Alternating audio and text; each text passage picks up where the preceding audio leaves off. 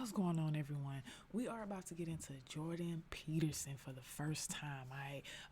This is him calmly dismantling feminism in front of two feminists. All right, let's check this out. I don't know what I'm getting into.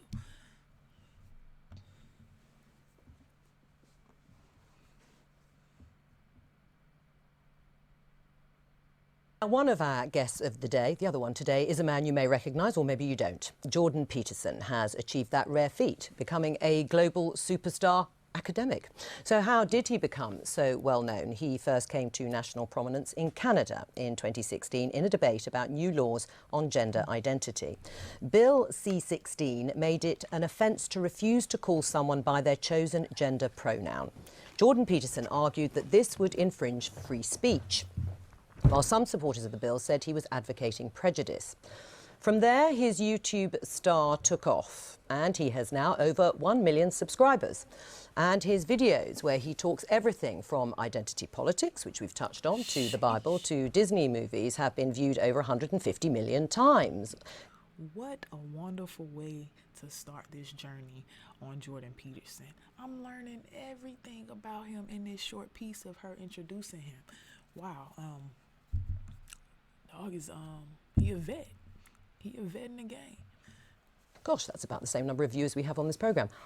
Last year, he supported ex-Google employee James Damore, who had been fired for suggesting men and women have different interests due to biological differences. And his latest book, 12 Rules for Life, has taken him on a global tour promoting his ideas. And just this week, he sold out the 1,000-seater Emmanuel Centre around the corner here in Westminster.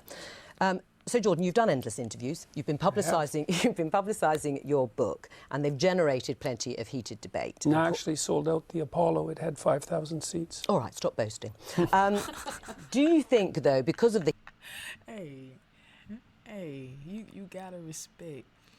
You gotta respect the facts that sounds like egos. You feel me? It's just facts. He just wanted to be understood on what he achieved that for many is unachievable. The heat that has been generated, that your views have been misrepresented at times. Oh, definitely, but that's, that's part and parcel of the process. I did take a very forceful stance, let's say, against some of the excesses of the radical left-wingers, and it's in their best interest to paint me as somehow a figure of the extreme right, because then I don't have to be contended with. But, I mean, it's easy for people's views to be oversimplified in a very large public debate. I mean, in terms of some of the issues, I mean, you say you've been painted as an extreme right-winger. No, some people have tried that. Not very successfully, but they've tried it. And you came to prominence in part over your opposition to this law that we just talked about in Canada, proposing the use of preferred pronouns for transgender people. Just for clarity... Mandating them. Yeah. Right. Saying that you should do it. No, that you had to do it. Right, you had to do it by law. But just for clarity, do you think a trans woman is a real woman? I don't really like the way those questions are formulated. Right. I don't know what that means. What do you mean a real woman? Well, I'm asking you, in your mind, it depends what you think a real woman is, but do you think a trans woman is a woman? No. Why not? Because I think that women are capable, generally speaking, of having babies, and they have female genitalia, and they have an XX chromosome, and I think the biological markers are relevant. It doesn't necessarily mean that I don't think that people should be treated with respect and dignity if they happen not to fit easily into a gender category. That's a different issue. Right. But it's a matter of definition, and I actually think it's a foolish argument in some sense, because what do you mean by real? Well, I mean, you've just clarified that, though. You don't think that a trans woman is a woman. And do you think that that is what is behind or explain... You see what's crazy right here is when somebody is interrogating somebody, they don't ever want to answer the question that the person that's being interrogated is asking. Like, not once did she answer, what do you mean by real? You feel me? That's crazy. Explains your opposition to this idea of a law mandating you to use a preferred pronoun is because you don't actually believe that that's the truth, that a trans woman is a woman and therefore you can't use that pronoun. No, that's not my argument at all. Really?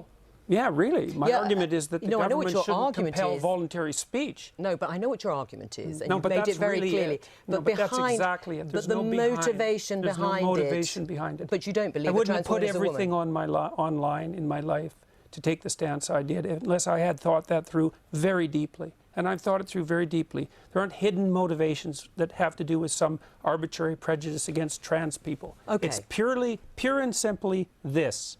There's never been a time in English common law history where the government compelled speech, and the Canadian government dared to do that. And that was unacceptable. And they masked it with this show of compassion for the oppressed, and I don't buy it. Right, but you would, as I think you said, at an individual level, if somebody asked you, somebody asked you to use a particular pronoun, you would do so. Well, I have. You have? Yes. Right, fine. Yes. Let's talk about feminism. Are you a feminist? No, not as it's currently defined, certainly not. No, well, in any other definition? Well, I think that anybody who doesn't think that the competitive landscape should be opened up for equality of opportunity is not thinking. And so everyone's interests are better served if people have as equal access to opportunity to display their talents and to manifest their talents in the world as possible. So in that sense, certainly. But feminism now, and this is why it's so deeply unpopular, a very small minority of women in the UK identify as feminists. And the reason for that is it's primarily become an ideological weapon.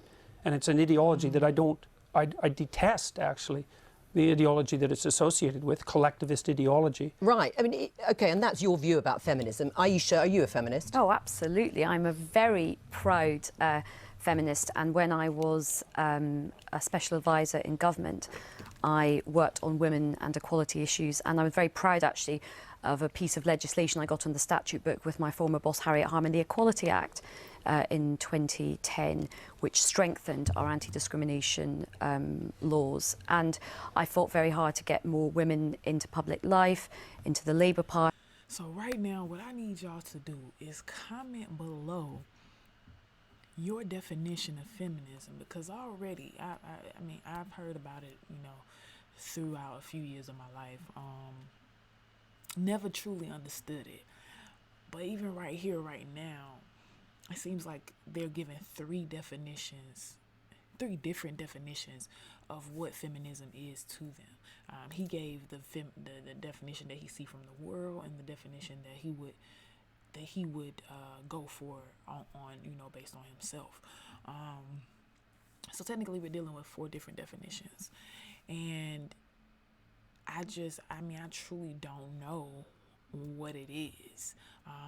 Anytime I've heard of it, it's been a protest. It's been, like he said, given as a weapon or presented as a weapon. So yeah, I mean, y'all do me a favor. Right now below 809, comment what you think or what is feminism to you. Comment below. And I'm very, very proud of being a feminist, hence my pink dress. Oh, well, all right. Obviously reverting to type then in the pink dress. Absolutely, well. You would like men to regain or reclaim their strength physically, mentally and morally. Is that broadly correct? I would say morally, fundamentally, but I think the other things go along with that. Right, and if that But it isn't men precisely who I'm speaking to. It's people. I'm a clinical psychologist. I'm actually interested in individuals, and I'm interested in their fortification against tragedy. Every time I do an interview, the interview is always political. It's always political. Well, the clue is in the title of this programme. We are the Daily Politics. No, fair enough. No, look, fair enough. And I'm not casting aspersions at this programme, but the fundamental news that's important about what I'm doing isn't the political element. And the people who talk to me don't talk politically. They say they've watched my lectures. But part of it is that I think for a lot of people the kind of personal does become the political. Or the political becomes the personal. Yeah, and I think in terms of in this situation, a lot of people are wrong, because primarily what's happening is people are watching my lectures, and as a consequence, their lives are improving dramatically. Oh, I'm sure they are. I'm sure people are have had a huge conversion after, and they're much happier once they've been. It's not a conversion. But what I would like to do is kind of almost.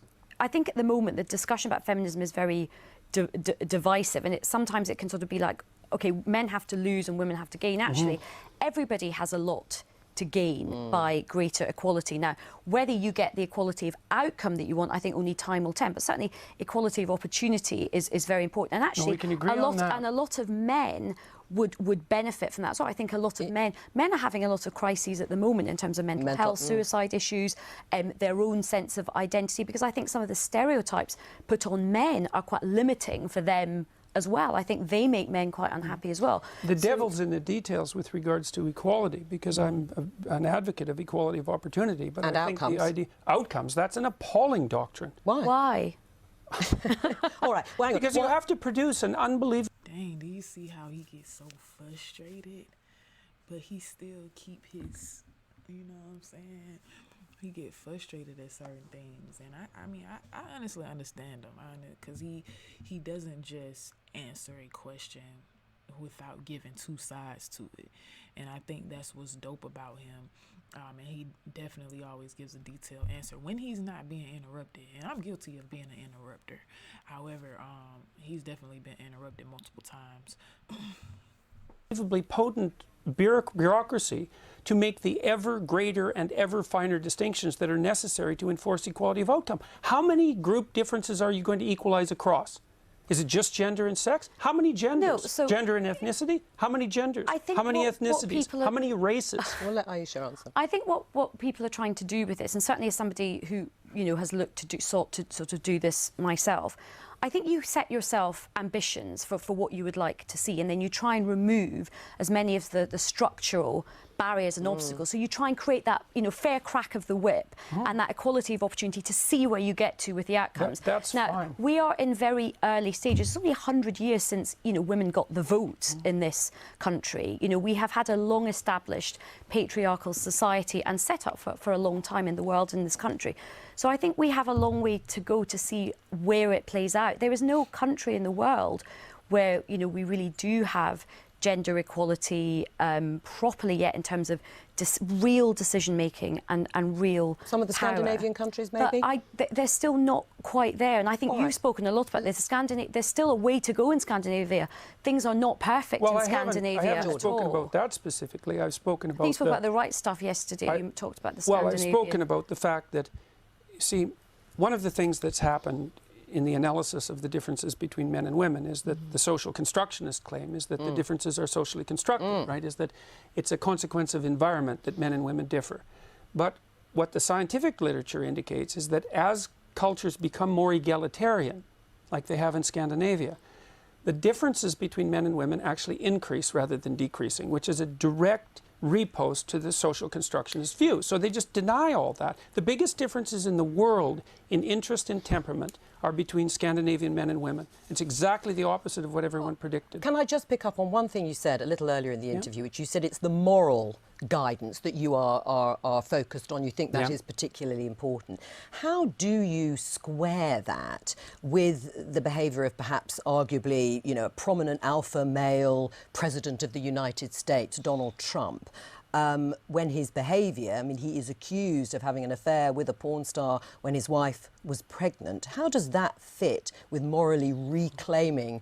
Well, I would say that was rather clearly immoral. Right. Yeah, but you would still... not to be a target. And then he say everything is always political, and then they go right to the politics to see his thought process on it. For emulation. But you still would have voted for him over Hillary Clinton as an identity politics. It's just how none do of that you was on the table, and I said I might have voted for him on a whim. That's all. But you also did say you started out feeling quite close to Hillary Clinton. Can I just come on the very quickly, because we've got to move on. In a way, I don't care what Trump does in terms of his private life, but what I don't have is him stopping or potentially stopping other women having agency over their reproductive rights, and lots of men taking those decisions. It's all about where the moral outrage lies, and what's more morally outrageous in people's eyes. Is it his behaviour or the identity politics for you on the... Anyway, we'll have to discuss this another time.